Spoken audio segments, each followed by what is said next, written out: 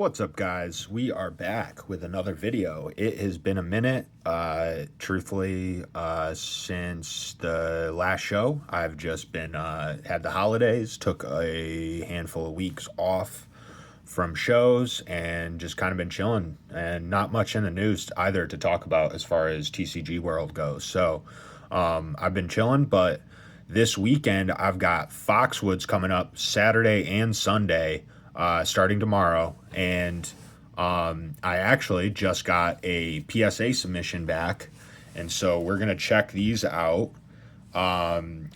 Funny little thing about this submission, at the last Foxwood show, I bought most of these cards and sent them out the next day, and I sent them out the next day, and now we are one day away from our next Foxwood show, and I just received the submission back. So, interesting little timing thing there.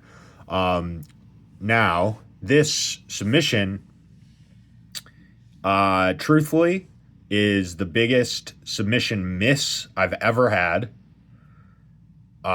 It's particularly kind of funny because none of these are for 10s. They were all sent to be PSA 1s. And apparently I misjudged some as far as the level of damage and some other interesting things. So we will go through these and check them out. Here is our first submission here. So this one did not get holdered. And this one is actually, I'm pretty surprised and confused as far as why it didn't get holdered. I don't know. This is a weird card, though. It is an Italian Houndoom from Skyridge. It's sweet. I mean, it's pretty beat up. I don't know why it didn't get holdered. It says altered. The only thing I see is like this, like, spot here where it's like I just don't really understand why this didn't get holdered, even if it didn't hit a 1, whatever. But yeah, I mean, maybe it wouldn't have gotten a 1, but I'm kind of confused as to why it didn't get holdered. I mean, whatever, I'll just sell it raw. I don't think I'm going to try to resubmit it. Seems like a waste of time and money, so I'll just sell it raw. It is a sweet card, and I'm sure somebody will want it. So first big miss there, because that would have been cool. There's like super low pop on these in Italian, so some of these I submitted just because it was like, oh well, if I hit anything really, if they get holdered, it might be a pop 1 type situation. All right, here's our first holdered card. Sweet Mag Cargo.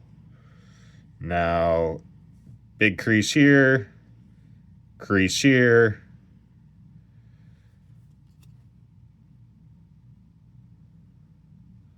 It's kind of hard to see in the slab, but there's a lot of surface stuff going on this too. And hit the 2. This is in a 2, a pop 1, so I don't know, kind of funny. I'll probably just sell it at damage raw price if somebody wants it. You know, take the L on it, whatever. Not really a big deal. Still a cool card. I don't know if there's anybody that collects 2s, but yeah, I don't know. It looks cool in a slab, and so maybe somebody will want it. We'll see. All right, now here we've got the Expedition Gengar Hollow. Nice swirl. I mean, the edges are folding up. There's a crease on the corner. Crease down here. Back is absolutely cooked. And this one we did hit a 1 on. So that's good. This sells for like $250 to $300 in a 1 pretty consistently, actually. So that's a dub, and we'll take it. Yeah, I'm sure somebody will want that. That's a sweet card. One of my favorite Gengar arts. swirled up. So that's a win. All right, now this one is probably the biggest L of the submission. Another altered do not holder. And this one I am less surprised about them not grading. And you'll see why in a sec. So this is a German Skyridge Gengar. Swirl action. Now, the reason that this one I'm not completely surprised that it didn't get graded is because it does have like an actual like puncture in the card. Like if I stuck something through that, it would go through. So I'm assuming that's why it didn't get holdered, which is unfortunate because like if it hit if it got holdered, I'm pretty sure it would have hit a 1. And this card being as desirable as it is, even in a weird foreign printing, I think somebody would have wanted it in a 1. And so it kind of sucks, but I mean, it is what it is. Same thing as the Houndoom. I will just sell it raw and hopefully somebody will buy it and I can at least break even on it. So we'll see. But yep, kind of bummed out about that one. I was really hoping that would get graded and I would hit the 1, but I think that puncture is why it didn't get graded. So, whatever. On to our next. We've got Expedition Tyranitar. This one, has crease there.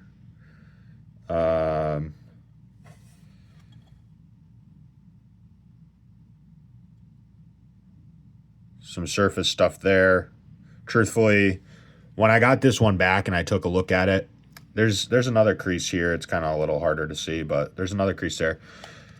And this one got a 2. And when I got it back and took a look at it, I said, yeah, this one kind of makes sense. Luckily for me, there are recent sales on PSA 2s that are essentially the same number as PSA 1s. It may be a little harder to sell than if it was a 1, but when it sells, I would be, I should be okay on this, so not really the biggest deal. Would have been cool to have in a 1, but whatever. Next. Now, we've got a Expedition Gengar in Italian. This one also got a 2. Now, the front on this one, there's this big crease right here. And the front otherwise kind of looks decent, which is, probably why it got the 2. The back is pretty cooked, pretty bad. Like there's a big dent, there's lots of scratching, and all this whitening here. And I mean, the edges are screwed, but I don't know. I guess I guess I'm not super surprised about this one. Kind of the same thing as the Tyranitar. Would have been nice to hit the 1, but it's I believe this is also a pop 1, which is kind of fun. But yeah, I don't know. Somebody might want it. It's cool. It's a sweet card. Let's see. Oh, we've got Suicune from Aquapolis. And this one's got crease and yeah, I mean, this one kind of another one where we got a 2. When I got it back, I looked it over and said, I guess I should have just folded a couple of these in half to guarantee the 1.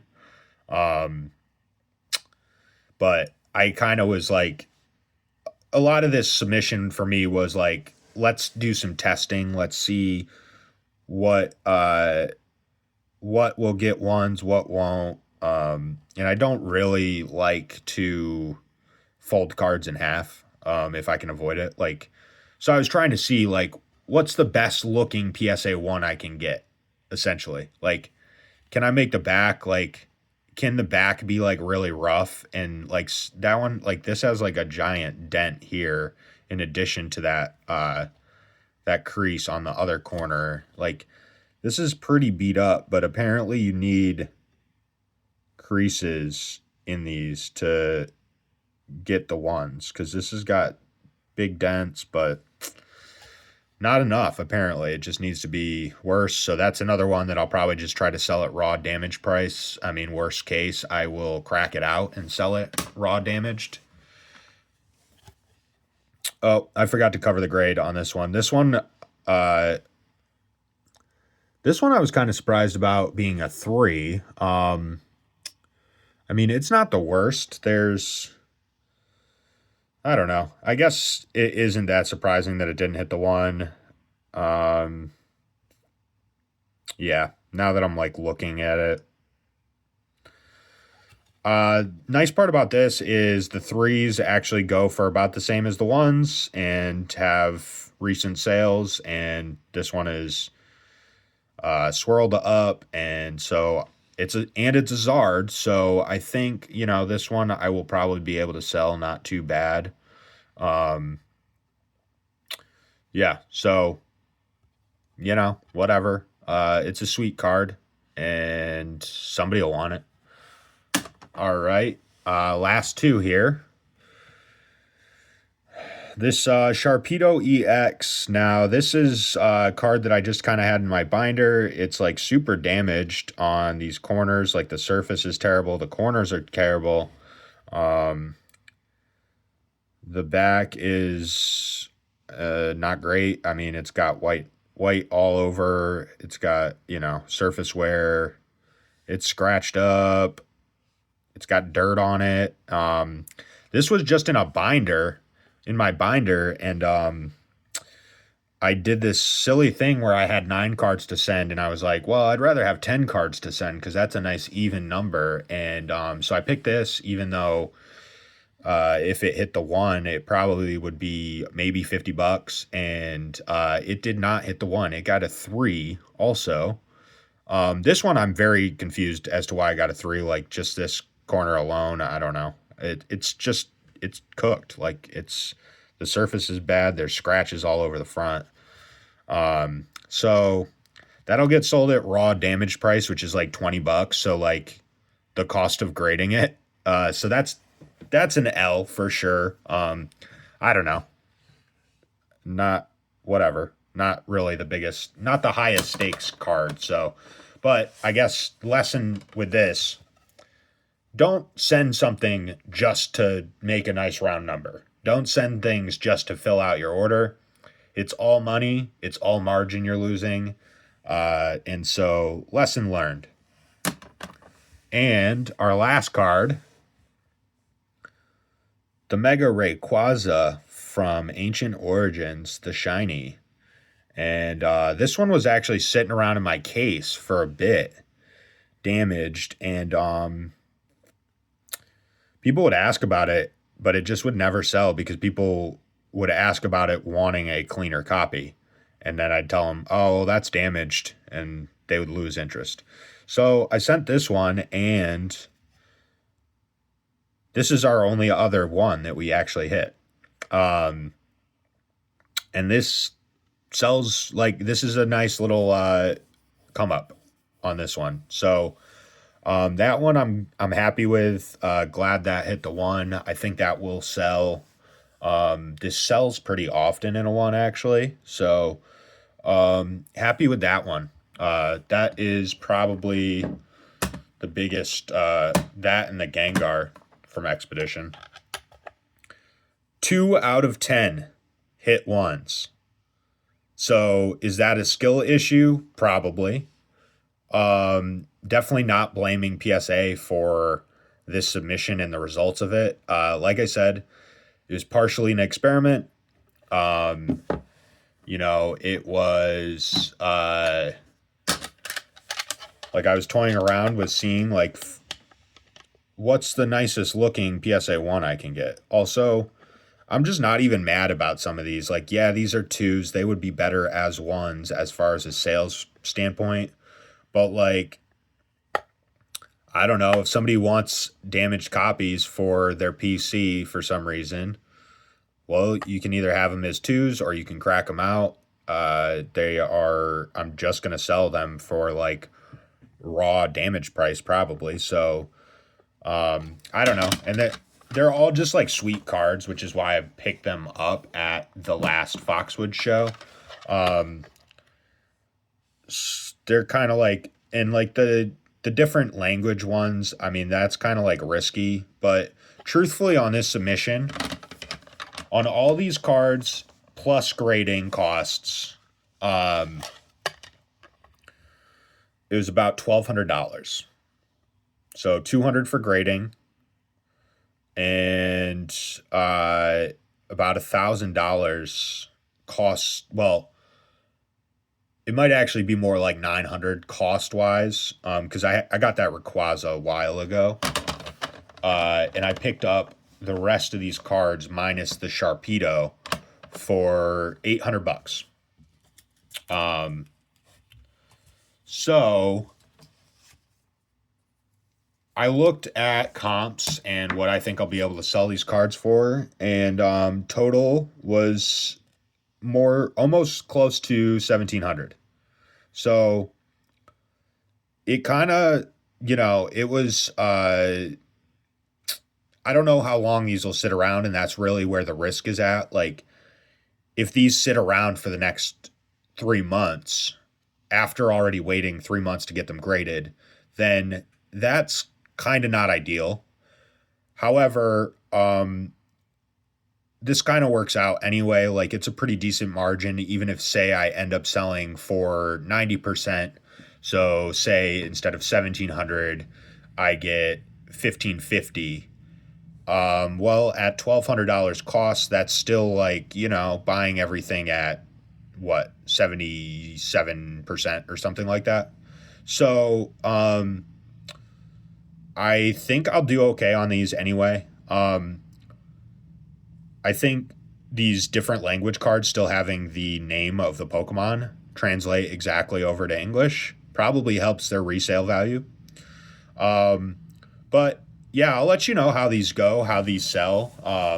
That's the other thing is like we're only kind of halfway through the experiment, right? So I failed the first part of the experiment, which was getting as many ones as possible.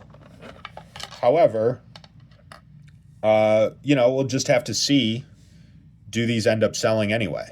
Because they are like, the reason that I bought them and I was okay taking the risk was because these e-reader cards, these Skyridge, Aquapolis, Expedition Hollows, are like really desirable and truly rare.